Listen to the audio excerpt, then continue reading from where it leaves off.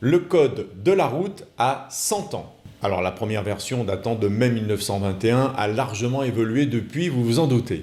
Et pour fêter cet événement, beaucoup plus important qu'il n'y paraît pour notre société, nous avons demandé à Mathieu Flonneau, maître de conférences en histoire contemporaine à la Sorbonne et grand spécialiste de l'histoire urbaine et des mobilités, d'une part d'écrire un article sur cet événement, un article que vous pouvez retrouver sur le site de l'Automobile Club, et d'autre part d'apporter un éclairage particulier, de mettre en lumière certaines idées de cet article. Par exemple, et je le cite, « L'automobile, élargie à l'automobilisme, c'est-à-dire à tous ses usages, jouit d'une légitimité républicaine.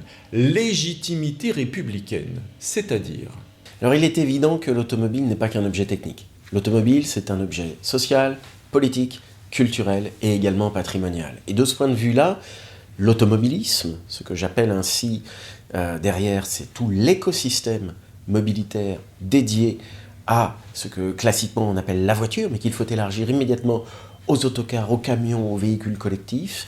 Eh bien, l'automobilisme fait partie de la chose publique, donc de la République. Et de ce point de vue-là, son inclusion dans les divers usages qui font la vie quotidienne de nos contemporains, inclusion qui est devenue évidente dès avant la Première Guerre mondiale, c'est-à-dire que la démocratisation des pratiques, la démocratisation des usages, et j'ai en tête, pour avoir bien travaillé sur des métropoles, eh bien, des éléments qui touchaient aux services du quotidien pour une ville comme Paris, et les services de livraison, par exemple, ou les services d'autocar, les services d'autobus, qui étaient des services donc, de transport public, qui se sont substitués aux véhicules hippomobiles dès 1913. Donc l'automobilisme, de ce point de vue-là, a, par capillarité, par inclusion successive, gagné toutes les générations, et gagné également une légitimité politique, puisqu'elle fait partie du quotidien. Et je parlais des métropoles, mais il faut étendre le raisonnement là où elle est devenue très vite indispensable, là où elle s'est généralisée, dans les services ruraux,